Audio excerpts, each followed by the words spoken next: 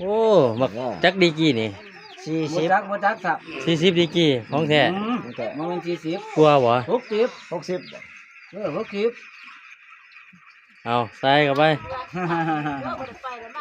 โอ้กินเป็นแซ่บเนาะของซ้อนมักบาบ หัวโตบะเนื้อพี่น้องกินเอาแซ่บโอเค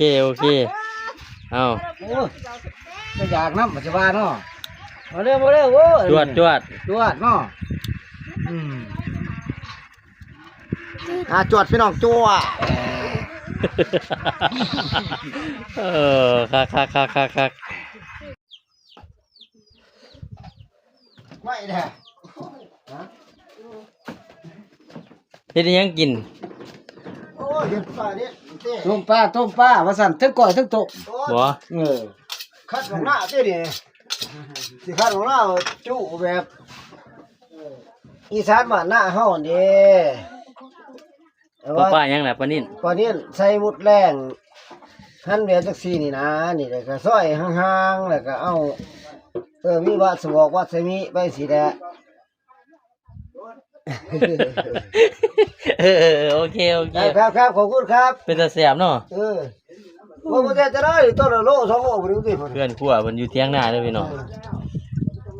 มีแต่ของดีทั้งนั้นสดๆเอามาดินได้ด้วยได้นี่เดี๋ยวสิกินให้เบิ่งบ่วะกินก็กินเด้อจังกินติล่ะขอบใจเพิ่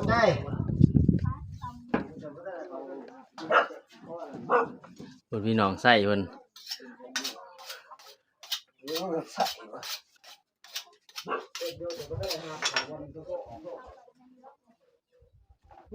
อยู่เถียงหน้าบรรยากาศเถียงหน้านี่มันเข้าตรงนี้ก่อนมันจะดีโตล่ะบึกเตี้ยโอ๊ตแม่นะแม่เจอนะมันก็โทรบ่ได้เก่ากันว่าไปอยู่ได้เฮ็ดให้กินนี่ไอ้ปนแบบจวดๆเนี่ยต้มน้ำแปลกวันนี้แบบว่าเฮ็ดกินง่ายแบบอีสานลูกทุ่งมานะนี่แต่ผู้ใดพักกะอยู่เต้พักกระโดนพักกากระดอกกระเล่าพักจิกพักหักหมดแหละกินได้เบิดพี่น้องเอ้ยมาเด้อพี่น้องเด้อมาซอยกันกินแน่นี่สร้างสรรค์สนุกสนานกันมีอย่างนั้นเรียกทวนมาน้ำใสๆฮะเราข้าวบ้านเฮาติเด้เราข้าวบ้านเฮากินแล้วมันแซ่บอีดีเอาใส่เข้าไปกี้จันดอกจันนี่ข่อยบ่สนดอก